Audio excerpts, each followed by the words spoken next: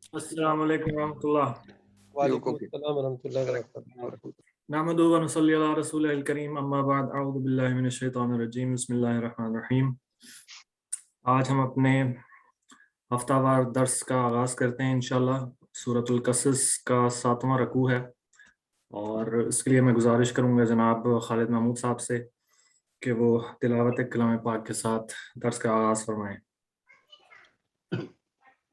أعوذ بالله من الشيطان الرجيم بسم الله الرحمن الرحيم أفمن وعدناه وعدا حسنا فهو لاقيه كمن متعناه متاع الحياة الدنيا ثم هو يوم القيامة من المحضرين وَيَوْمَ يُنَادِيهِمْ فَيَقُولُ أَيْنَ شُرَكَائِيَ الَّذِينَ كُنْتُمْ تَزْعُمُونَ قَالَ الَّذِينَ حَقَّ عَلَيْهِمُ الْقَوْلُ رَبَّنَا هَؤُلَاءِ الَّذِينَ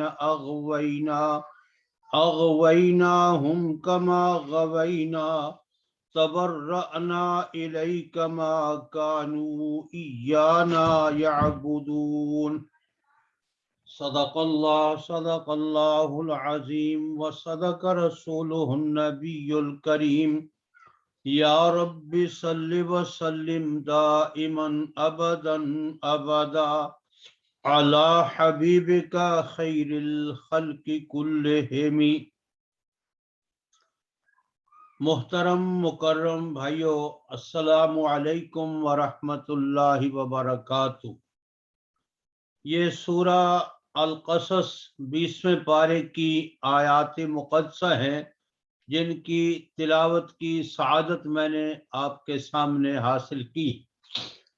ان آیات سے پہلے والی آیات میں رب تعالی نے مشرکین کا شکوہ جو ہے اس کا ذکر کیا تھا کہ یہ کتنے بدبخت لوگ ہیں، کہتے ہیں کہ اگر ہم ایمان لائے، صراط مستقیم پہ آئے، آخری نبی کی بات کو ہم نے مان لیا تو ہم جو ہے اپنے اس شہر اپنی دھرتی سے اچک لیے جائیں گے اور سارا عرب ہمارے مخالف ہو جائے گا۔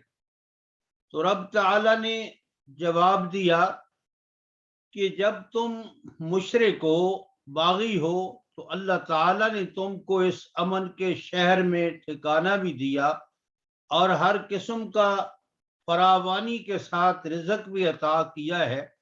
تو کیا جب تم اللہ کی بات مان لو گے، اللہ کی توحید، نبی کی رسالت، آخرت پہ ایمان لاؤ گے تو تمہارے لوگ دشمن ہو جائیں گے؟ یہ تمہاری غلط فہمی۔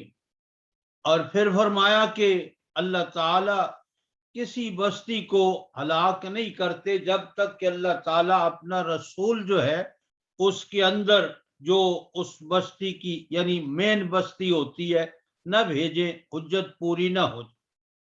اور پھر فرمایا کہ یہ دنیا کی زندگی اور اس کی زینت پہ یہ ریجھے ہوئے ہیں، حالانکہ آخرت کے مقابلہ میں اس کی کوئی حقیقت نہیں۔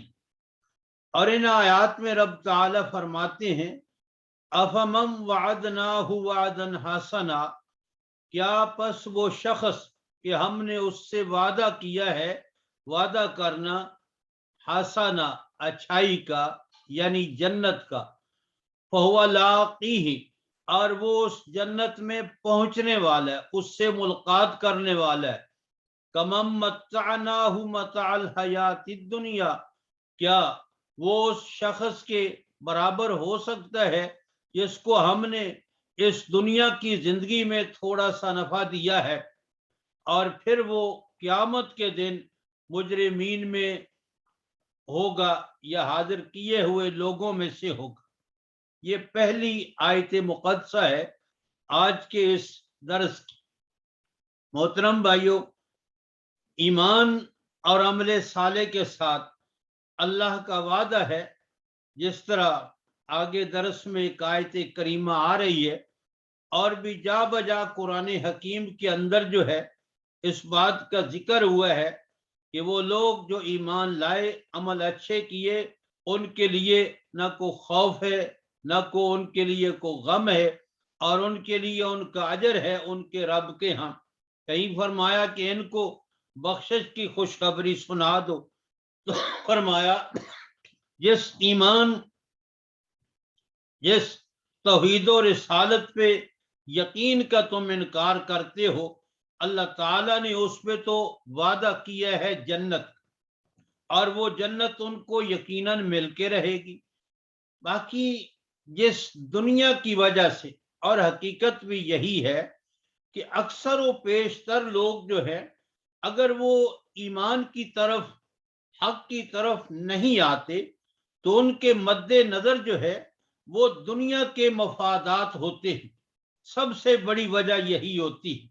جس طرح نبی اکرم صلی اللہ تعالی علیہ وسلم نے فرمایا کہ تمام گناہوں کی جڑ جو ہے وہ دنیا کی محبت اور دنیا کا لالچ، اور اکثر و بیشتر، اور آج بھی اگر لوگ اس نظام قرآن کی طرف، نظام اسلام کی طرف نہیں آ رہے اور پھر طرح طرح کے بہانے کر رہے ہیں، تو یقیناً ان کے دل میں یہی راز چھپا ہوا ہے کہ دنیا کی محبت، اور پھر یہ دنیا مال و دولت کا صرف نام نہیں ہے بلکہ اقتدار ہے، اور پھر یہ تکبر اور غرور ہے، اور برادری میں عزت و وقار ہے، اور یہ ساری چیزیں جو ہے یہ دنیا کے مال و متاع کے اندر آتی ہیں۔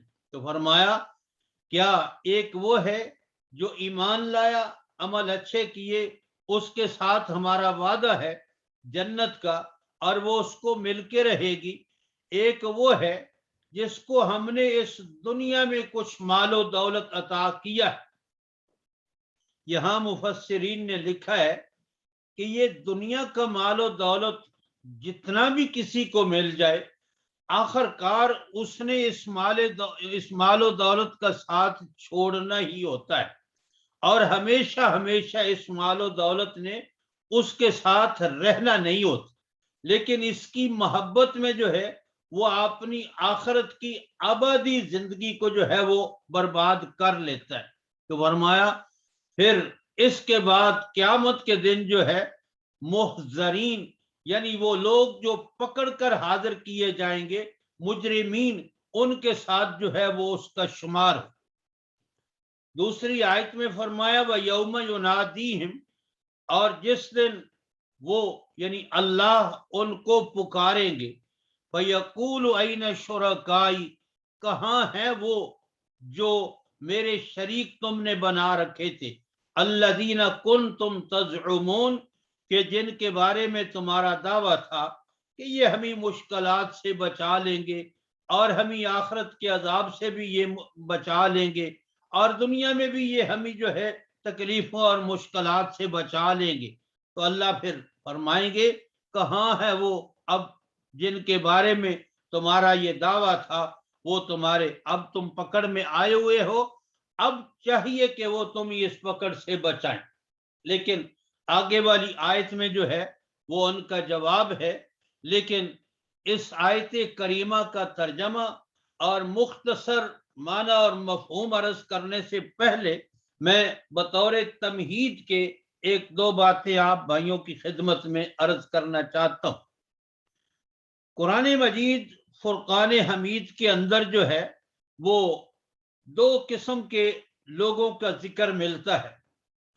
ایک تو وہ لوگ ہیں جو متقی، پرہیزگار، اللہ کے صالح بندے، نیکوکار بندے، اور ان کے دنیا سے جانے کے بعد لوگوں نے ان کے متعلق وہ عقائد اور ان کے ساتھ وہ کچھ معاملہ کیا ہے جو اللہ کی ذات کے ساتھ کرنا چاہیے، یعنی ان کی پکار ہے، ان کی نظر و نیاز ہے، اور پھر علی ھذا القیاس جو کچھ ہوتا ہے اللہ تعالیٰ ان کو بھی اور جو ان کے ساتھ یہ معاملہ کر رہے ہیں شرک والا، ان کو بھی میدان معاشر میں اکٹھا کریں گے، اور پھر دونوں پارٹیوں سے سوال و جواب ہوگا۔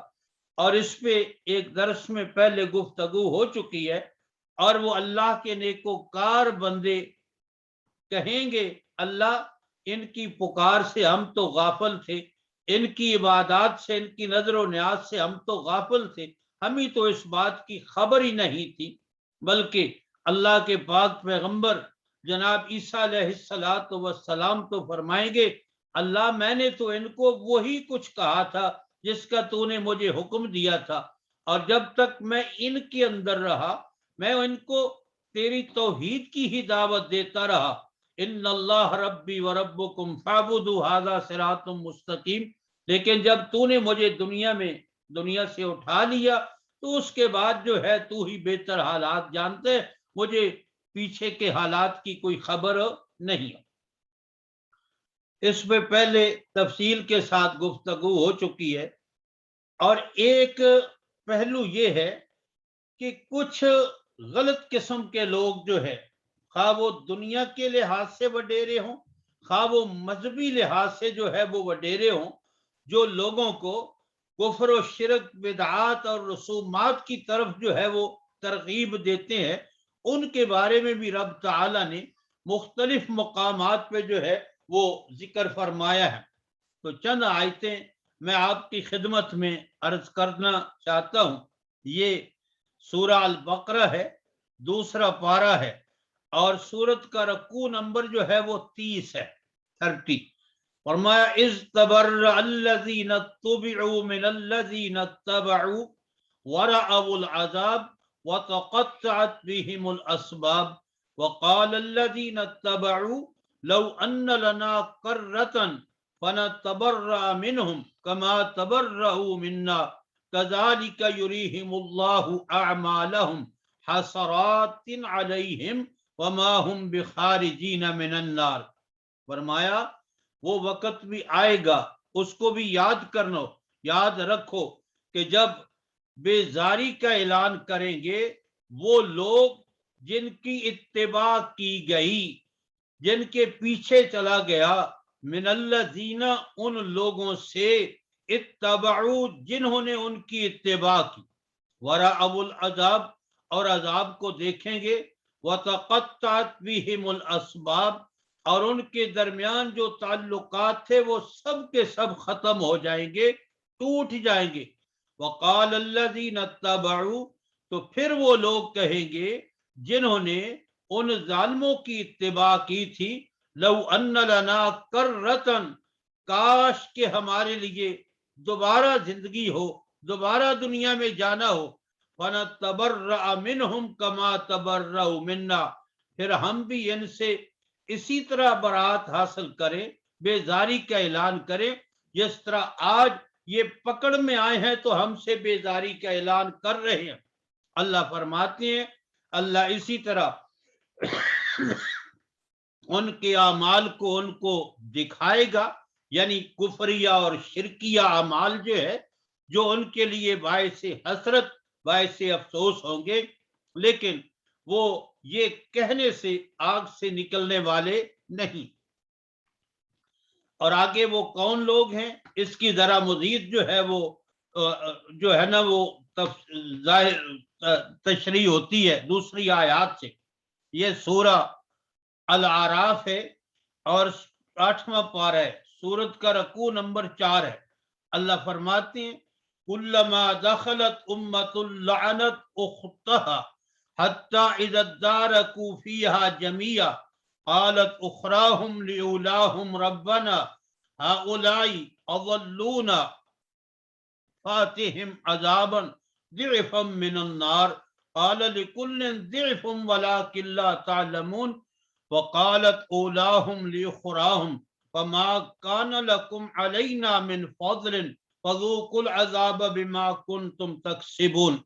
اللہ فرماتے ہیں جب بھی کوئی جماعت داخل ہوگی جہنم کے اندر تو وہ پہلے جو جماعت داخل ہو چکی ہے وہ اس پہ لعنت کرے گی، یہاں تک کہ جب وہ دونوں پارٹیاں پہلی اور پچھلی جہنم میں جمع ہو جائیں گے تو وہ اخراہم وہ دوسرے کہیں گے ان پہلوں کو کہ اے ہمارے رب، یہ ہیں وہ جنہوں نے ہمیں گمراہ کیا ہے، ان کو تو دگنا عذاب دے आग का।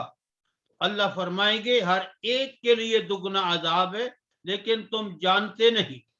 और फिर वो पहले कहेंगे दूसरों के लिए फमा कान लकुम अलैना मिन फज़लिन, अब हमारे लिए तुम्हारे ऊपर कोई फजीलत हासिल नहीं है, बस चखो अजाब जो कुछ तुम दुनिया में नाशुक्री और कुफर और जो कुछ कमाते थे। यहाँ मुफस्सिरीन ने एक बात लिखी है कि फर्ज करें जनाब नूह अलैहिस्सलातु वस्सलाम की ज़ाते गिरामी से शिरक शुरू हुआ, कुछ लोगों ने शिरक, अल्लाह के पाक पैगंबर ने उनकी बात, उनको वो न समझे, हलाक हो गए। और उनकी हलाकत के बाद फिर एक कौम आई, यानी ये जो मुशरिकीन मक्का ने बुत बनाए हुए थे ये भी उन्हीं की शक्ल सूरत थी। वो जो वद व सुवाई व यगूस वगैरह जो थे नाम इन्होंने मुख्तलिफ, तो पहले जब वो पहले दाखिल होंगे और बाद में इनको जो है तो फिर ये उन पे लानत करेंगे। और फिर उसके बाद जो आएंगे शिरक करेंगे, फिर वो यानी दर्जा बदर्जा पहले और फिर बाद में आने, फिर बाद में फिर अब ता क़यामत जो है हर जमात इसी तरह उसके साथ मामला होगा। और कालत उखराहुम लिऊलाहुम, तो कहेंगे वो दूसरे पिछले पहलों के लिए, ऐ हमारे रब ये वो है जिनकी वजह से हम गुमराह हुए, इनको जहन्नम में दुगना अजाब दे। अल्लाह फरमाएंगे हर एक के लिए दुगना है, यानी जिन्होंने पहले कुफर और शिरक बिदअत का रास्ता निकाला और फिर वो दुनिया से चले गए, तुम उस रास्ते पे चले और तुम्हारे जाने के बाद फिर तुम्हारे पीछे आने वाले उन्होंने तुम ही देखकर जो है वही कुफर और शिरक और जो है बिदअत का रास्ता अपनाया। फिर उसके बाद आने वालों ने, उसके बाद आने वालों ने, हर एक जो है इस बात का मुजरम है कि वो एक तो खुद गुमराह था और एक उसके बाद आने वाले उसको देखकर जो है गुमराह होते रहे और अकल से तुमने काम नहीं लिया, पैगंबरों की बात को तुमने नहीं माना। इसलिए अल्लाह फरमाएंगे हर एक के लिए दुगना ही है, जो पहलों ने जुर्म किया है तुमने भी वही जुर्म किया है। वकालत उलाहुम लिउखराहुम, और वो जो पहले गुजर चुके हैं वो पीछे वालों को कहेंगे यार क्या बातें करते हो, आज पिछले और पहलों के कोई किसी को फजीलत हासिल नहीं है और इस अजाब में सब जो है वो इकट्ठे। और सूरा अल अहज़ाब के अंदर रब ताला ने इरशाद फरमाया है, और ये सूरा अल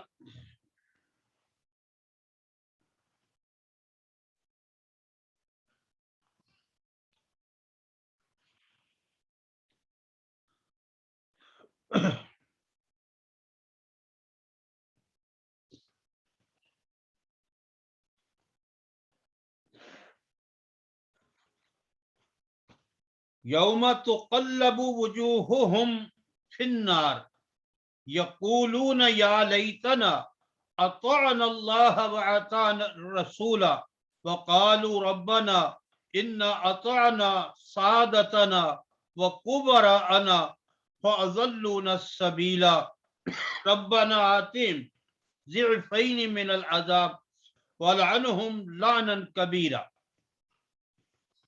अल्लाह फरमाते हैं कि जिस दिन ऊंधे मुंह इनको जहन्नम में डाला जाएगा तो ये कहेंगे काश कि हम अल्लाह और अल्लाह के रसूल की इताअत करते, और कहेंगे ऐ हमारे रब बेशक हमने इताअत की है अपने मजहबी बड़ों की, व कुबराना और सियासी बड़ों की, फाज़ल्लूना सबीला इन्होंने हमको तेरे सीधे रास्ते से गुमराह किया है। ऐ हमारे रब तू इनको दुगना अजाब दे और इन पे लानत कर, बहुत बड़ी लानत। अब मेरे भाइयों यहाँ दोनों जमातों का जिक्र है कि कुछ वो लोग जो मजहबी लिहाज से बड़े लोग हैं, जिनके लोग पीछे चलते हैं और फिर वो उनको सिराते मुस्तकीम की दावत नहीं देते, قرآن و سنت کی دعوت نہیں دیتے، بلکہ وہ بدعات، رسومات اور کفر و شرک اور دوسری ہی چیزوں کی ان کو جو ہے وہ لگائے رکھتے ہیں اور پھر مال بٹورتے رہتے ہیں۔ تو فرمایا کہ جب یہ کفر و شرک اور بدعات میں مبتلا لوگ اوندے منہ جہنم میں ڈالے جائیں گے تو وہاں یہ تمنا اور آرزو کریں گے، اے کاش کہ ہم اللہ اور اللہ کے رسول کی اطاعت کرتے اور ہم ان اپنے بڑوں کی جو مذہبی بڑے ہیں، سعادتنا و کبرانا، یہ دو قسم کے جملے ہیں۔ سعادتنا سید سے ہے، یعنی مذہبی سردار، بڑے مولوی اور پیر، و کبرانا اور یہ بڑے بڑے سیاسی لوگ جو ہے انہوں نے ہم کو گمراہ کیا ہے۔ اب اللہ مہربانی کر ہمارے مقابلہ میں ان گمراہ کرنے والوں کو دگنا عذاب دے اور ان پہ لعنت کر، بہت بڑی لعنت۔ اور اس سے آگے جو ہے وہ سورہ سبا ہے۔ سورہ سبا کے اندر رب تعالی نے بڑا عجیب و غریب نقشہ جو ہے وہ کھینچا ہے۔ یہ 22واں پارہ ہے اور سورہ سبا کا 4تھا رکوع ہے۔ فرمایا وَلَوْ تَرَى إِذِ الظَّالِمُونَ مَوْقُوفُونَ عِنْدَ رَبِّهِمْ يَرْجِعُ بَعْضُهُمْ إِلَى بَعْضٍ الْقَوْلَ يَقُولُ الَّذِينَ اسْتُضْعِفُوا لِلَّذِينَ اسْتَكْبَرُوا لَوْلَا أَنْتُمْ لَكُنَّا مُؤْمِنِينَ قَالَ الَّذِينَ اسْتَكْبَرُوا لِلَّذِينَ اسْتُضْعِفُوا أَنَحْنُ صَدَدْنَاكُمْ عَنِ الْهُدَى بَعْدَ إِذْ جَاءَكُمْ بَلْ كُنْتُمْ مُجْرِمِينَ وَقَالَ الَّذِينَ اسْتُضْعِفُوا لِلَّذِينَ اسْتَكْبَرُوا بَلْ مَكْرُ اللَّيْلِ وَالنَّهَارِ إِذْ تَأْمُرُونَنَا أَن نَّكْفُرَ بِاللَّهِ وَنَجْعَلَ لَهُ أَندَادًا وَأَسَرُّوا النَّدَامَةَ لَمَّا رَأَوُا الْعَذَابَ وَجَعَلْنَا الْأَغْلَالَ فِي أَعْنَاقِ الَّذِينَ كَفَرُوا هَلْ يُجْزَوْنَ إِلَّا مَا كَانُوا يَعْمَلُونَ۔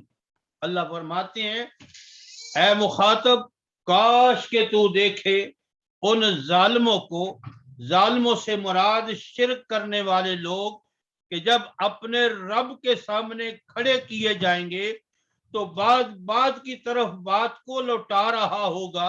وہ کمزور لوگ کہیں گے ان متکبرین، ان بڑوں کو، تم نہ ہوتے تو ہم ایماندار ہوتے۔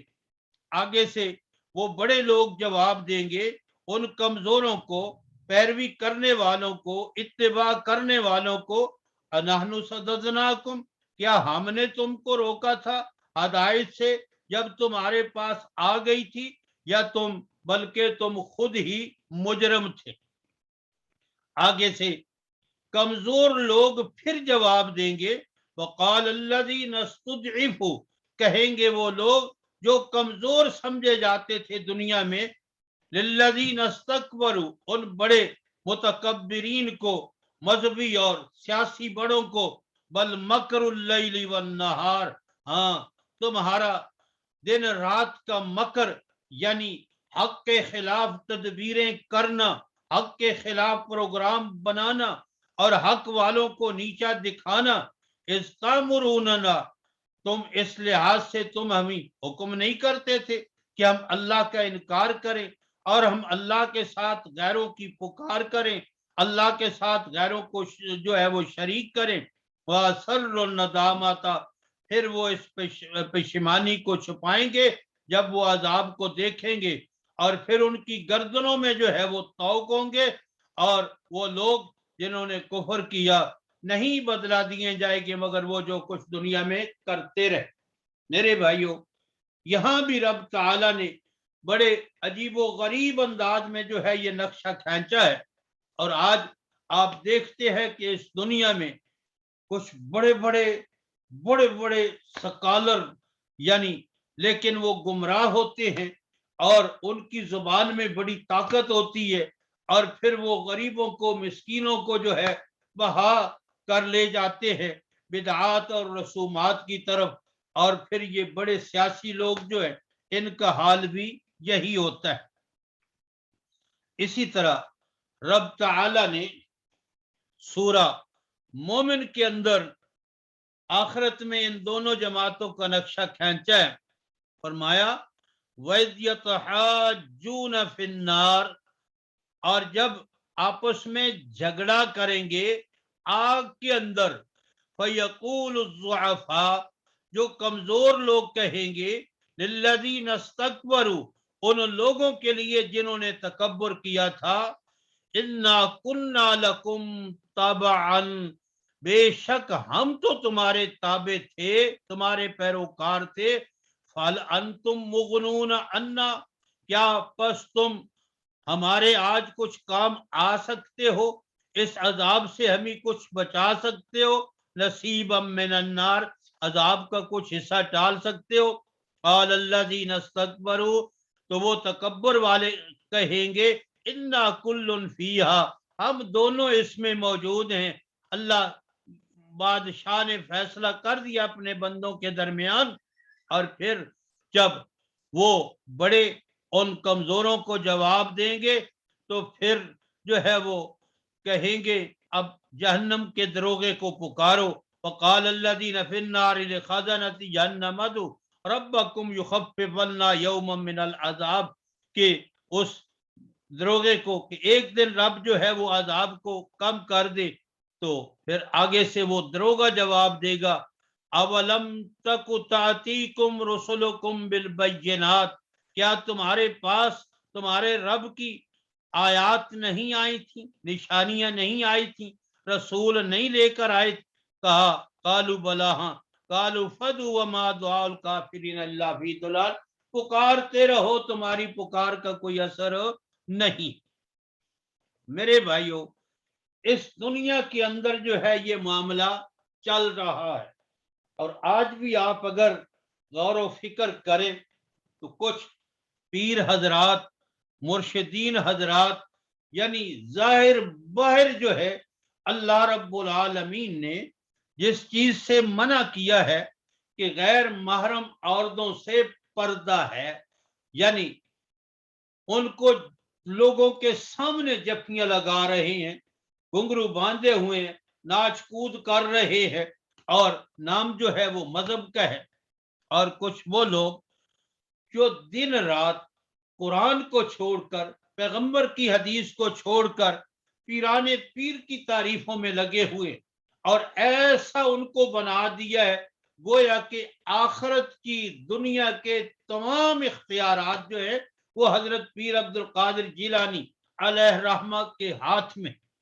میں ابھی چند لمحے پہلے سن رہا تھا ایک بڑے مولانا سے، بڑے پیر صاحب سے، کہ ایک آدمی مر گیا، فرشتوں نے آ کر اس کو قبر میں پکڑ لیا، تو پیران پیر قبر میں آ گئے، کہا اس کو چھوڑ دو۔ انہوں نے کہا کہ ہم تو اس کا حساب لیں گے۔ کہا میں جو کہتا ہوں چھوڑ دو۔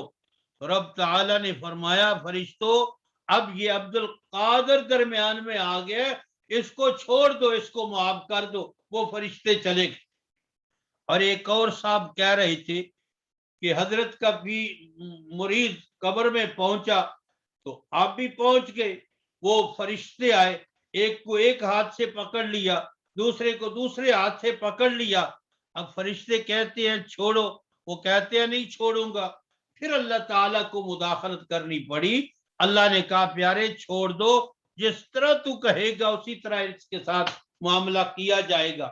میرے بھائیوں، یہ وہ چند آیات ہیں جن کے اندر رب تعالیٰ نے ان گمراہ قسم کے پیروں، گمراہ قسم کے مولویوں اور گمراہ قسم کے سیاسی بڑے لیڈروں کا ذکر فرمایا ہے کہ یہ دونوں پارٹیاں آخرت میں ایک دوسرے کی دشمن ہو جائیں گی اور ایک دوسرے پہ جو ہے وہ لعنتان جو ہے وہ کریں گی۔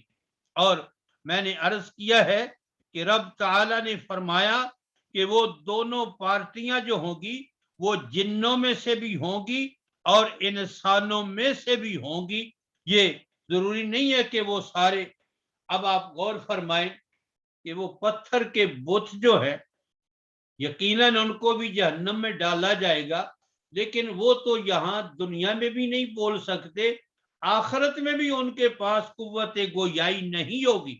یہ جو لوگ کہتے ہیں نا کہ اللہ تعالیٰ جو ہے وہ ان کو بولنے کی طاقت دے دے گا، پھر وہ سوال و جواب کریں گے، یہ نہ قرآن میں ہے نہ حدیث پاک میں اندر ہے، وہ تو پتھر ہے، ان کے اندر تو بولنے کی صلاحیت ہی نہیں ہے کہ وہ وہاں ان کے ساتھ یہ آیات ان لوگوں کے بارے میں ہے جو انسان ہیں، انسانوں کو گمراہ کرتے ہیں، اور پھر جن جو ان کے ساتھی ہیں وسوسے ڈالتے ہیں اس وجہ سے جو ہے، اور جنات کے بارے میں بھی یہ، اور پھر شیطان کی تقریر جو سورہ ابراہیم کے اندر ہے وہ بھی بڑی دلچسپ تقریر ہے، وہ میں آپ کے سامنے مختصر جو ہے وہ عرض کر دیتا ہوں۔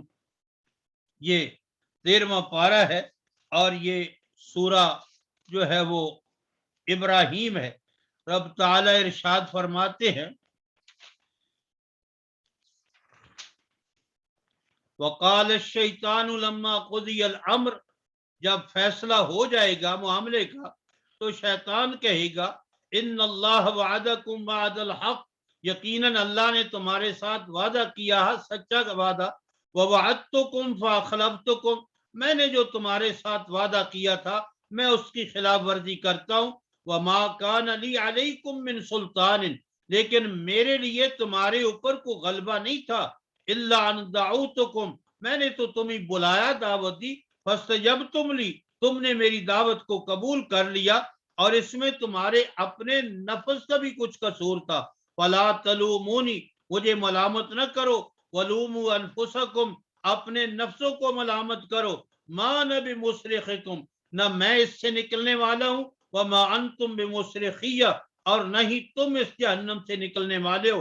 آج میں انکار کرتا ہوں اس بات کا جو تم مجھے دنیا میں اللہ کا شریک بناتے رہیں، بے شک ظالم ان کے لیے دردناک جو ہے وہ عذاب۔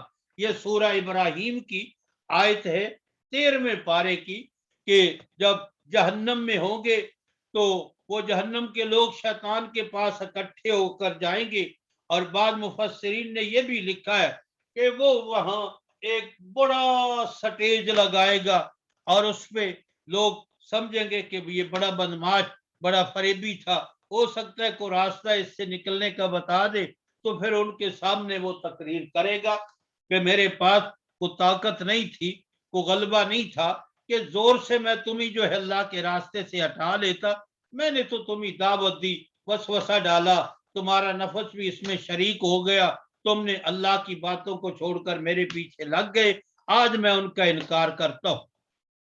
تو یہ معاملہ لوگوں کا ہوگا جو غلط قسم کے لوگ غلط طریقے پہ لوگوں کو ڈالتے ہیں۔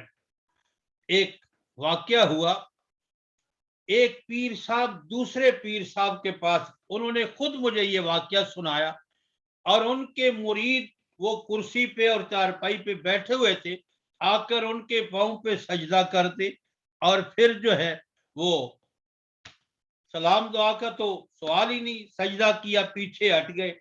دوسرے پیر صاحب نے کہا کہ یہ تو اللہ کی ذات کو لائق ہے، اور یہ تم نے کیا جو ہے شرک کا معاملہ، کہا یہ مانتے نہیں ہیں، یہ میری بات مانتے نہیں ہیں، زبردستی آ کر میرے پاؤں میں سر رکھ دیتے ہیں۔ انہوں نے کہا دوسرے پیر صاحب نے، آپ نے ان کو روکا ہوا ہے کہ میرے گھر میں نہیں جانا، تو یہ آپ کے گھر میں تو داخل نہیں ہوتے، اس لیے کہ آپ نے منع کیا، اگر آپ ان کو روکتے کہ سجدہ نہ کرو یہ اللہ کا حق ہے تو یہ رک جاتے، آپ کا نفس یہ چاہتا ہے کہ یہ میرے سامنے سجدے کرے اور جھک، اور پھر یہ نظر و نیاز، یہ قبریں، اور پھر یہ تماشے، کہاں تک جو ہے یہ ساری چیزیں نہیں ہوتی۔ تو اس آیت میں رب تعالی فرماتے ہیں قال الذین حق علیہم القول، جب بات ثابت ہو جائے گی ان کے اوپر عذاب کی، تو ربنا ہؤلاء الذین اغوینا، تو یہ کہیں گے اے ہمارے رب یہ وہ ہے جنہوں نے ہمیں اغوا کیا تھا، تیرے راستے سے ہٹایا تھا، اور پھر انہوں نے کفریات میں، شرکیات میں، بدعات اور رسومات میں ہمیں جو ہے وہ لگا دیا تھا، اور ناچنے کودرے میں انہوں نے ہمیں لگا دیا تھا، اغویناہم کما غوینا، تو آگے سے وہ کہیں گے اللہ جس طرح ہم خود گمراہ تھے نا इसी तरह हमने इनको भी गुमराह कर दिया है। तबर्रअना इलैक, हम इनसे अब बरात बेजारी का ऐलान करते हैं। मा कानू इय्याना याबुदून, ये हमारी कोई इताअत नहीं करते थे और हमारे पीछे नहीं चलते थे। ये इनका अपना नफ्स था कि हमारे अल्ले तल्लो में ये जो है हमारा साथ देते थे।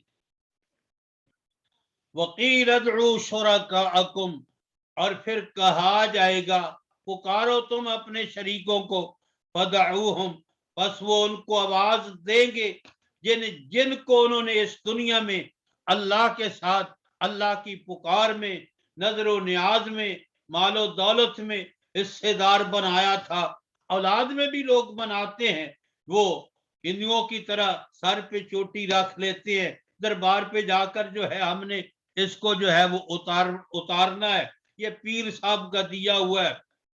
पहला बेटा हुआ तो नाम रखा सुल्तान बख्श, दूसरा बेटा हुआ तो उसका नाम रखा अल्लाह बख्श।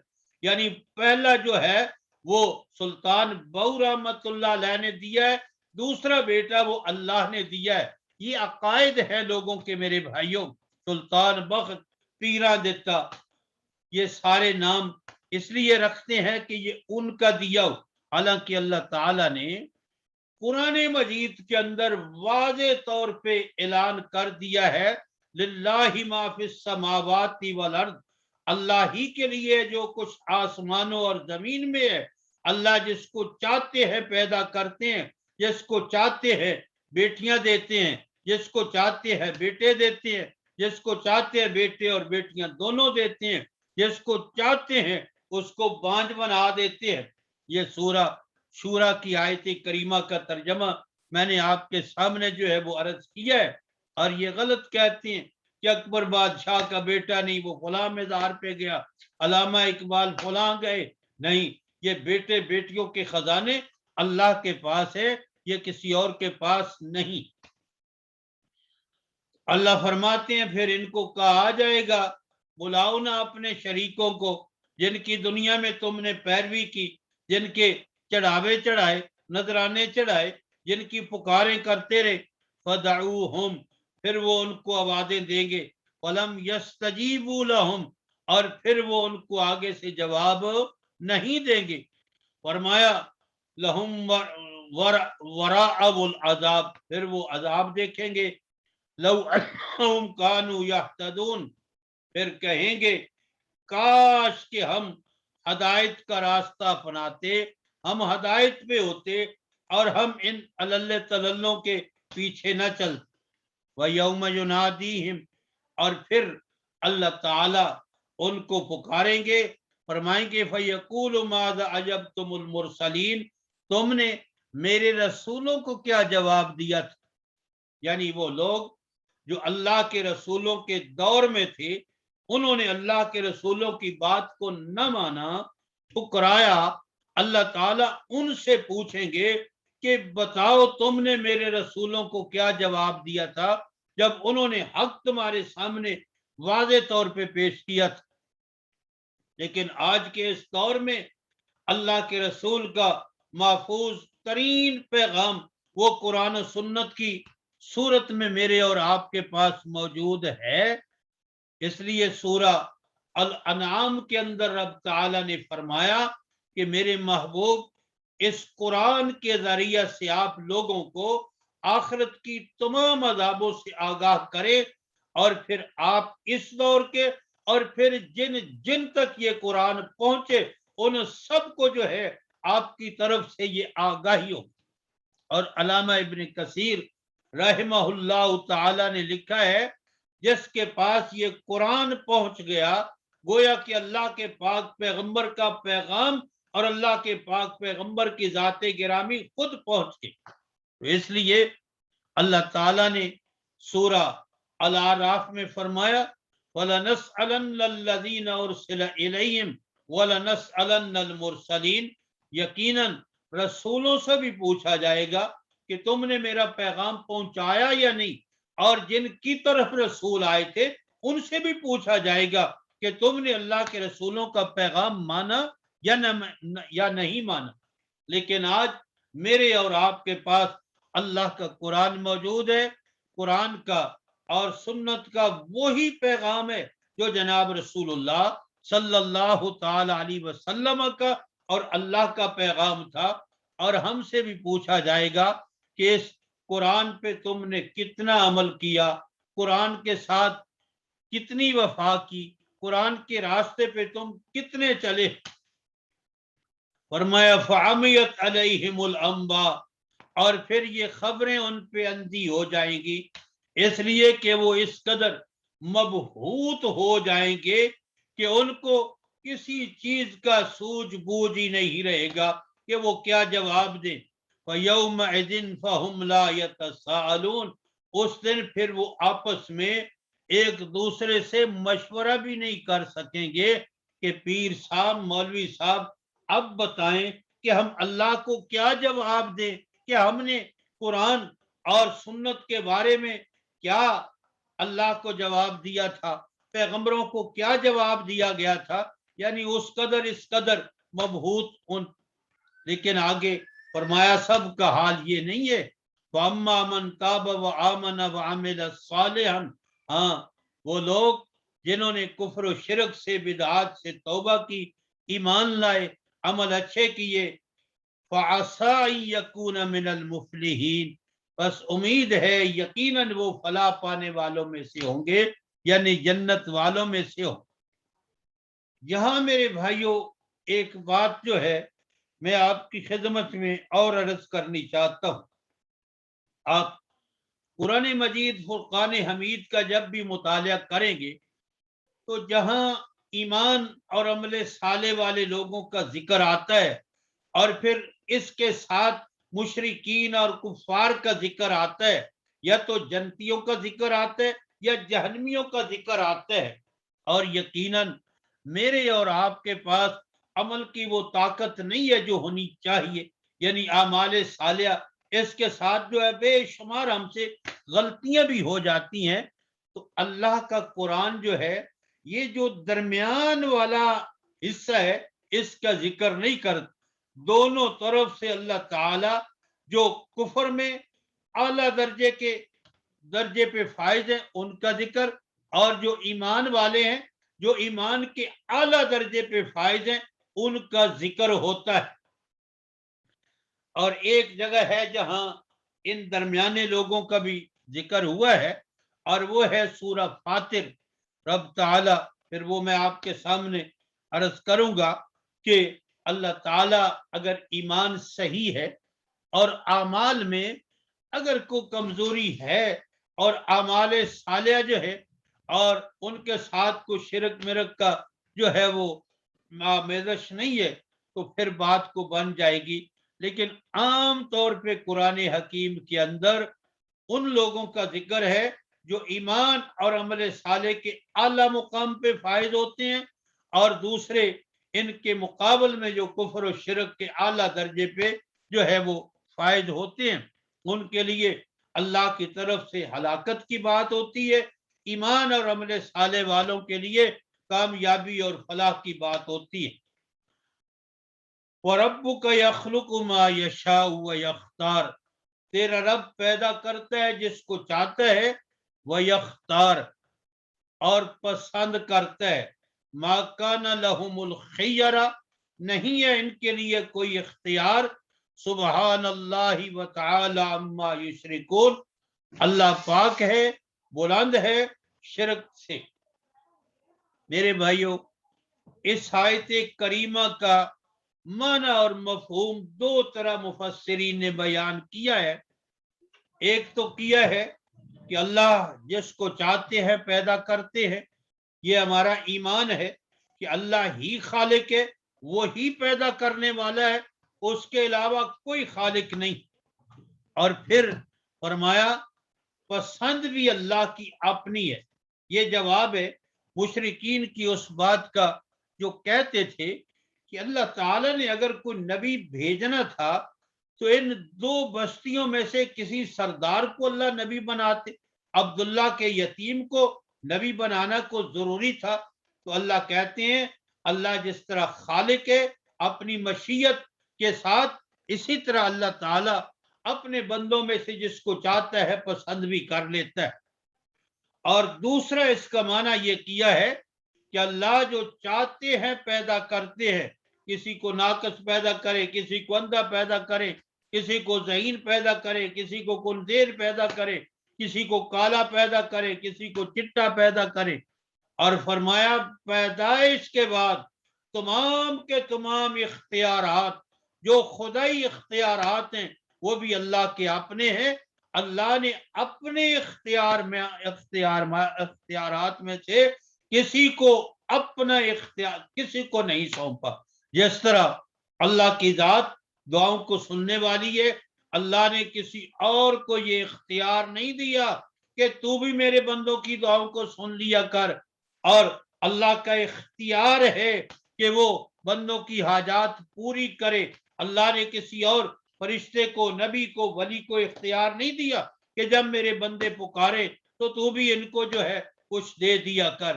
یہ اللہ کے اختیارات، اللہ شریکوں سے پاک ہے۔ اور تیرا رب جانتا ہے جو کچھ تمہارے سینوں میں چھپا ہوا ہے اور جو کچھ تم ظاہر کرتے ہو، یہ بھی اللہ کی صفت ہے، اور یہ بھی اللہ کے سوا کوئی نہیں جانتا کہ کسی کے سینے میں کیا راز ہے، کیا ظاہر کر رہا ہے۔ وَهُوَ اللَّهُ لَا إِلَٰهَ إِلَّا هُوَ، وہی اللہ معبود برحق ہے، اس کے سوا کوئی معبود نہیں، اور اسی کے لیے دنیا اور آخرت میں صفات ہیں، تعریفیں ہیں، اسی کا حکم ہے، اور اسی کی طرف تم سب جو ہے وہ لوٹائے جاؤ گے۔ یہ تھا مختصر طور پہ ان آیات کا ترجمہ جو میں نے آپ بھائیوں کے سامنے بیان کیا ہے۔ اللہ تعالی ہر قسم کی جو ہلاک کرنے والی چیزیں ہیں ان سے اللہ پناہ عطا فرمائے۔ بدعات، رسومات اور کفر و شرک اور غلط لوگوں کی پیروی، اللہ اس سے پناہ عطا فرمائے۔ اللہ اپنی رحمت سے ایمان اور عمل صالح کی دولت سے مالا مال فرمائے۔ اللہ اپنی کمزوریوں سے توبہ کرنے کی بھی اپنی رحمت سے توفیق عطا فرمائے۔ وما توفیقی الا باللہ، علیہ توکلت و الیہ انیب۔ یہاں ایک بات مولانا مودودی علیہ الرحمہ نے لکھی ہے، فرماتے ہیں کہ اگر آپ نے اپنا رہنما، اپنا جو ہے وہ متبع جس کے پیچھے آپ نے کو مولوی ہے، کو پیر ہے، تو سوچ سمجھ کر جو ہے پرکھ کر جو ہے اس کا دامن پکڑیں، کہیں ایسا نہ ہو کہ پھر آخرت میں اس کے ساتھ جھگڑا کرنا پڑے۔ تو سب سے بڑا مرشد بھی قرآن ہے، سب سے بڑا رہنما بھی قرآن ہے، اور یہ ہدایت کا سر چشمہ ہے، تو اسی کا دامن ہم کو پکڑنا چاہیے بجائے آگے پیچھے دیکھنے کے، اور اسی کو اپنی زندگی جو ہے وہ وقف کرنی چاہیے۔ اللہ تعالیٰ توفیق عطا فرمائے۔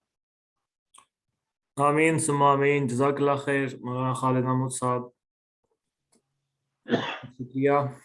تمام شرکاء سے گزارش ہے کہ اگر کسی کے ذہن میں آج کے درس کے حوالے سے کوئی سوال ہو تو وہ زوم میں ہاتھ کھڑا کرنے کا جو آپشن ہے اس کا استعمال کرتے ہوئے سوال پوچھ سکتے ہیں۔ اپنا مائک کھول کر وہ پہلے ہاتھ کھڑا کریں گے، اس کے بعد مائک آن کریں گے اور پھر وہ سوال پوچھ سکتے ہیں۔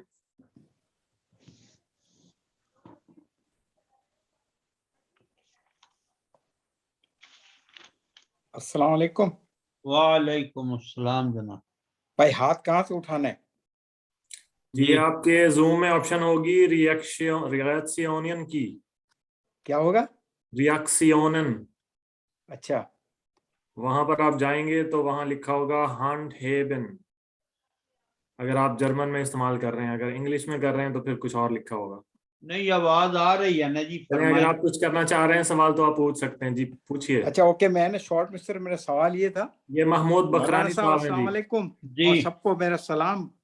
وعلیکم السلام۔ میرا سوال یہ ہے کہ جو آپ نے جن آیات کے حوالات دیے نا، اس جی میں ایک آیت آپ نے کہا تھا سورہ مومن، جی وہ جی سورہ مومن کا ہمیں حوالہ نہیں سمجھا، کون سی آیت تھی وہ؟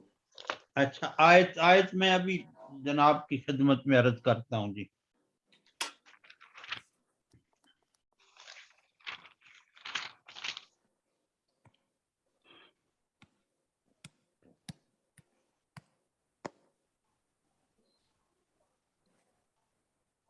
یہ آیت نمبر جو ہے جی وہ 47 ہے، 47 جی ہاں. اوکے اوکے جزاک اللہ. بس یہ وہ میں نے نوٹ کرنا بھول گیا اس وقت. جی 47. اوکے جزاک اللہ. جی بہت شکریہ محمود بکرانی صاحب. ابھی ریاض صاحب کا سوال ہے. جی ریاض صاحب. جی السلام علیکم سب دوستوں کو جو بعد میں آئے ہیں. مولانا محترم میرا درس کے حوالے سے سوال ہے کہ آج کا درس جو ماشاءاللہ وہ ہمارا زندگی کے ساتھ جڑا ہوا ہے، انہی حالات کے ساتھ ہم گزر رہے ہیں. اللہ تعالیٰ ان میں صراط مستقیم پہ ہمیں چلنے کی توفیق عطا فرمائے. میرا جی جس طرح آپ نے فرمایا کہ وہ بت ہیں وہ بھی جہنم میں ڈالے جائیں گے، وہ نہ دنیا میں بات کر سکتے تھے اور نہ ہی وہ جہنم میں بات کر سکیں گے. تو میرا سوال یہ ہے کہ جزا اور سزا جو ہے نا وہ انہی لوگوں کو ہوگی جو جن سے پوچھا جائے گا. اگر جو ان کو دنیا میں ان کو جنہوں نے بت بنایا تھا تو وہ بت پتھروں نے تو نہیں کہا تھا کہ ہمیں بت بناؤ یا نہ بناؤ نا. تو یہ کیسے ممکن ہے کہ یہ بت جو ہے نا یہ جہنم میں ڈالے جائیں گے اور پتھر بولتے نہیں ہیں؟ ایک سوال تو یہ ہے. جی اس کا جواب لینے دوسرا ذہن میں رکھیں جی. جی اللہ نے فرمایا وقودھا الناس والحجارہ، جہنم کی آگ کا ایندھن لوگ اور پتھر ہوں گے جی. پتھروں سے مراد مفسرین یہی لیتے ہیں جو ان پتھروں کو سامنے رکھ کر جو ہے پوجا کرتے ہیں نا جی غیر اللہ کی. ان پتھروں کو ان کے سامنے ان کو ذلیل کرنے کے لیے ڈالا جائے گا. پتھروں کو کوئی تکلیف نہیں ہوگی، بلکہ جو پتھروں کو سامنے رکھ کر یہ جو ہندو لوگ پتھروں کی مورتیوں کی پوجا کرتے ہیں نا یا مٹی کی، ان کا ایک عقیدہ ہے پرکٹ، یہ ہندی کا لفظ ہے. اس کا مطلب یہ بزرگ بیان کرتے ہیں کہ جب یہ ان کے سامنے ناچتے ہیں یا دودھ چڑھاتے ہیں یا جو کچھ بھی کرتے ہیں، وہ جو اصلی دیوی ہے اس کی روح ان کے اندر آ جاتی ہے، پھر وہ ہمیں دیکھتی ہے، وہ ہماری حاجات پوری کرتی ہے. اور ہر مشرک کا یعنی مکے والے مشرکین کا بھی یہی عقیدہ تھا. جناب ابراہیم علیہ السلام کا بھی بت تھا، جناب اسماعیل علیہ السلام کا بھی بت تھا، جناب عیسیٰ علیہ السلام کا بھی بت تھا. اور یہ جو لات اور منات اور یہ عزا تھے، یہ انہی پہلے بزرگوں کے نام تھے اور پھر ان کے نام پہ یہ بت تھے. جب یہ ان کے سامنے نظر و نیاز کرتے تھے تو ان کا عقیدہ یہ تھا کہ ان کی روحیں ان میں حلول کر آتی ہیں اور اصل میں ہماری حاجات وہ پوری کرتے ہیں، وہ خوش ہوتے ہیں. ما نعبدهم الا ليقربونا الى اللہ، اور ان کی سیوا سے ہمیں اللہ کا قرب حاصل ہوتا ہے. تو یہ بت جو ہے ان پجاریوں کو ذلیل کرنے کے لیے ان کے سامنے جو ہے جہنم میں ڈالے جائیں گے، ورنہ ان پتھروں کا تو کوئی قصور نہیں ہے. جی دوسرا سوال جی دوسرا میرا سوال مولانا محترم یہ ہے کہ عام ہم پڑھتے رہتے ہیں کہ اللہ کے نبی صلی اللہ علیہ وسلم سے پتھر بات کیا کرتے تھے اور وہ سنتے تھے، ان کے حکم بھی حکم بھی مانتے تھے. تو وہ ایک مشہور جو واقعہ ہے آپ کے ممبر شریف کے پیچھے ایک کھجور کا درخت یا ایک تنا تھا جس سے آپ خطبہ ارشاد فرمایا کرتے تھے. تو جب نیا کوئی ممبر شریف بنا تو وہ رونے لگا، وہ عام مشہور واقعہ ہے. تو ان کا کیا اس آیات کے ساتھ اگر جوڑ کر دیکھا جائے تو اللہ کے ہاں اس وقت ان پتھروں کا جو بات کرتے تھے یا وہ تنا جو تھا وہ رویا، جو گڑگڑایا، جو اس کو آپ صلی اللہ علیہ وسلم نے سینے میں لگایا، تو قیامت کے دن ان کا کیا مقام ہوگا یا ان کا درجہ کیا ہوگا؟ یہ ریاض بھائی، اللہ تعالیٰ نے حامیم سجدہ اور سورہ یاسین میں یہ بات ارشاد فرمائی ہے کہ انسان کے اعضاء بولیں گے. جس طرح میری اور آپ کی زبان بولتی ہے، اسی طرح ہمارے ہاتھ اور پاؤں، ہمارا سر، ہماری آنکھیں اور کان جو ہے وہ بولیں گے. اب دنیا میں ہم اگر ان سے بلوانا چاہیں تو نہیں بلوا سکتے، لیکن وہاں سورہ حامیم سجدہ میں یہی بات ہے کہ یہ کہیں گے اس انسان کو جس نے ان کے ساتھ جرائم کیے ہیں کہ اب اس اللہ نے ہم کو حکم دیا ہے بولنے کا، اس لیے ہم بول رہے ہیں۔ اور وہ جو پتھر نبی پاک کو سلام کرتے تھے، یا نبی پاک کا معجزہ ہے کہ وہ کسی تالاب میں آپ تشریف فرما تھے، کسی مشرک نے کہا کہ وہ پتھر اگر آپ کے پاس آ جائے تو میں مسلمان ہو جاؤں گا، تو آپ نے اس کو اشارہ کیا تو پانی پہ تیرتے ہوئے آیا۔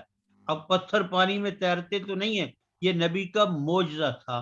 اور وہ درخت کا جو ہے وہ رونا، یقیناً وہ حدیث پاک میں آیا ہے، وہ حق ہے، یہ اللہ تعالیٰ نے بطور معجزہ جو ہے یہ چیزیں ظاہر فرمائی ہیں، اور نبی کا یہ شان ہے اور نبی کی یہ خصوصیت ہے جو اس لیے کہ نبی پاک نے فرمایا ساری کائنات جانتی ہے، آسمان و زمین جانتے ہیں، درخت جانتے ہیں کہ میں اللہ کا نبی ہوں، اللہ کا آخری نبی۔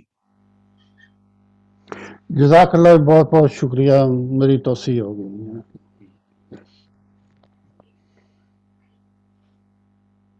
جی فرمائیں جی۔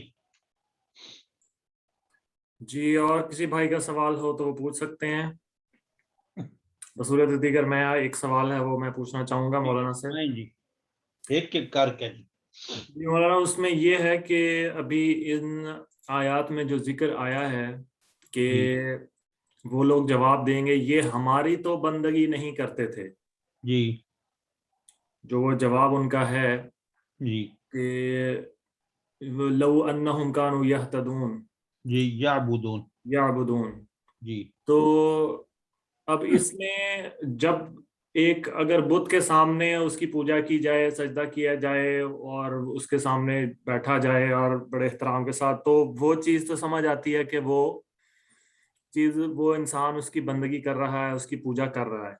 جی لیکن انسانوں کی جو بندگی ہے اور انسانوں کی جو عبادت ہے جی وہ تو نہ ہم کسی کو ہم سجدہ کرتے ہیں، نہ ہی ہم کسی کو کوئی اور اس قسم کا کوئی بات کرتے ہیں، لیکن اس کے باوجود قرآن میں اکثر مقامات پر جو ہے وہ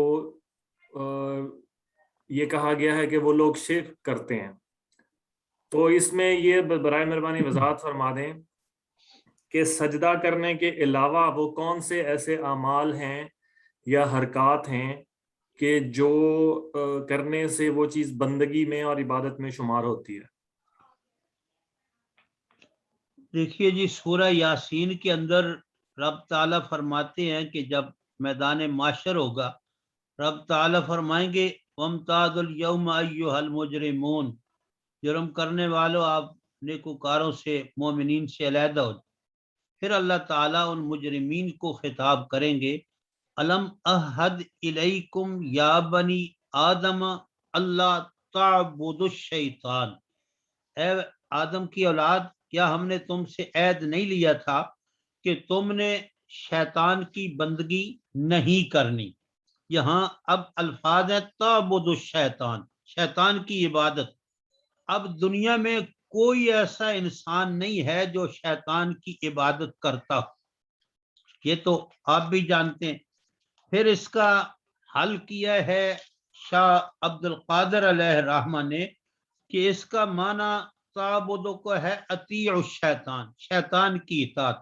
جب یہ اطاعت والا معنی کیا جائے تو پھر بے شمار لوگ جو ہے وہ اللہ اور اللہ کے رسول کی اطاعت کے مقابلہ میں شیطان کی اطاعت کر رہے ہیں، شیطان کا حکم مان رہے ہیں۔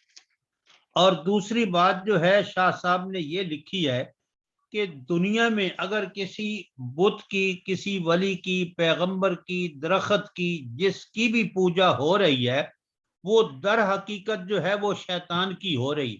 اس لیے ایک تو شیطان جو ہے ان غیر اللہ کی عبادت سے خوش ہو رہا ہے، رحمان ناراض ہو رہا ہے، تو یہ شیطان ہی کی عبادت۔ اور دوسرے شاہ صاحب نے لکھا ہے کہ شیطان اپنا وہی نام رکھوا کر جو ہے اپنے آپ کو پجواتا ہے۔ تو اس لیے ہم کسی انسان کی یا اس طرح نبی کی عبادت نہیں کر، لیکن یہ ایک سورہ شعراء کی بات جو ہے میں آپ کے سامنے عرض کروں گا جناب ابراہیم علیہ السلام وہ پوچھتے ہیں وَاتْلُ عَلَيْهِمْ نَبَأَ ابراہیم، میرے پاک پیغمبر ابراہیم علیہ السلام کی خبریں ان پہ تلاوت کریں. اذ قال لأبیہ وقومہ ما تعبدون، جب انہوں نے اپنے ابا اور اپنی قوم سے کہا کس کی تم عبادت کرتے ہو؟ قالوا نعبد اصناما فنظل لها عاکفین، انہوں نے کہا ہم ان بتوں کی عبادت کرتے ہیں اور ہم انہی کے سامنے معتکف رہتے ہیں. جناب ابراہیم نے کہا هل یسمعونکم اذ تدعون، کیا تم جب ان کو پکارتے ہو تو یہ تمہاری بات سن لیتے ہیں؟ او ینفعونکم او یضرون، یا تم کو یہ نفع دیتے ہیں یا تم کو تکلیف دیتے ہیں.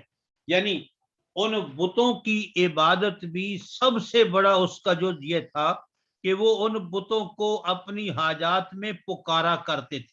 یہ جناب ابراہیم حل یسمعونکم اذ تدعون، کیا وہ سنتے ہیں تمہاری بات جب تم ان کو پکارتے ہو؟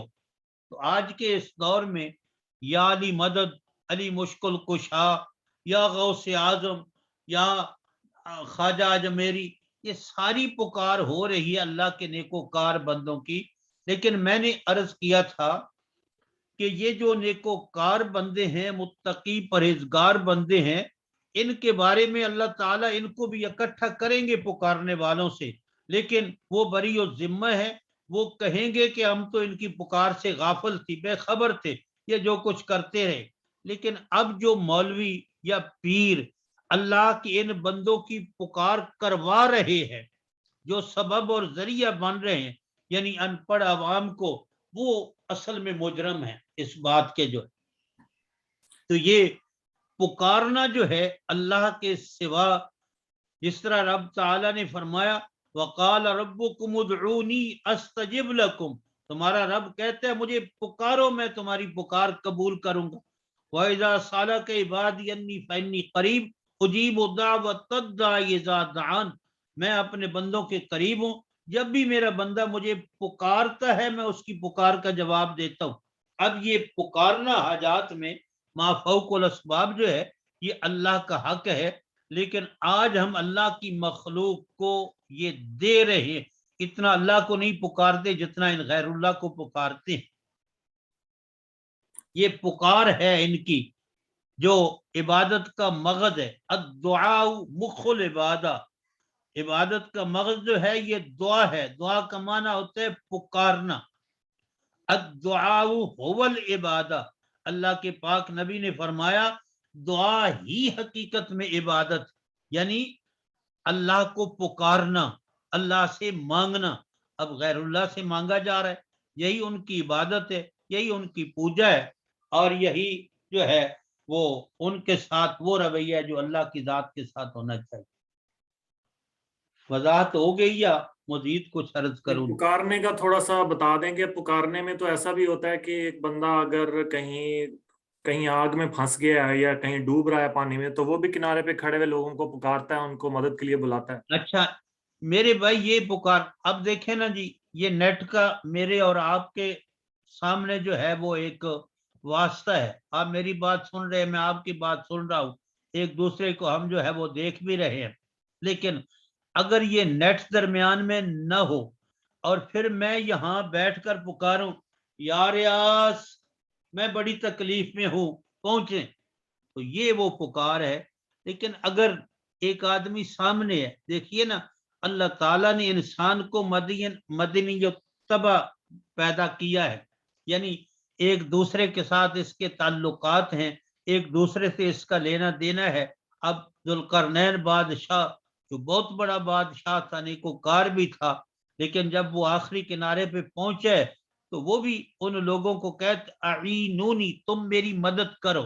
یعنی اس مدد کا یہ نہیں مطلب تھا کہ اب میں پھنسا ہوں، بلکہ وہ تختے لے آؤ، آگ لے آؤ، یہ لے آؤ تاکہ میں وہ بیمار بنا دوں. اس سے دیکھیے نا، اس طرح تو اللہ کے پاک نبیوں نے بھی اپنی صحابہ کو بلایا، صحابہ نے بھی نبی پاک کو بلایا، آپس میں بھی ایک دوسرے.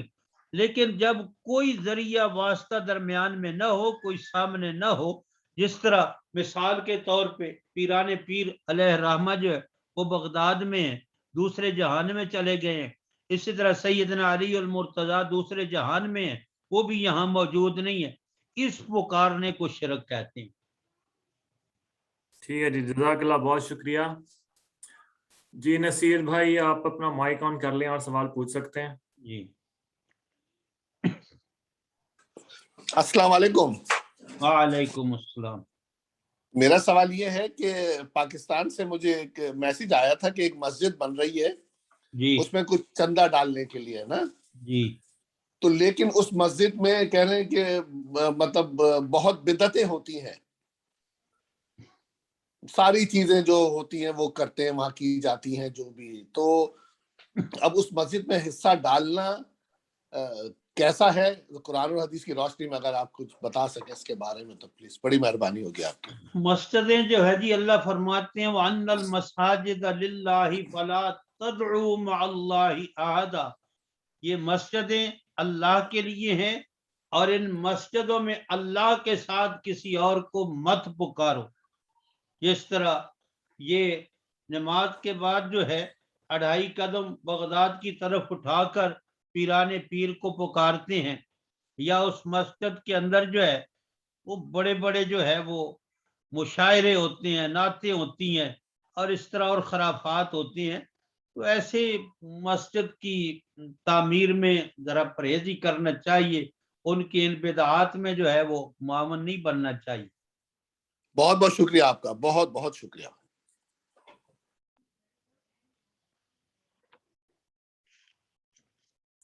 جی کسی اور بھائی کا کوئی سوال ہو تو وہ پوچھ سکتے ہیں.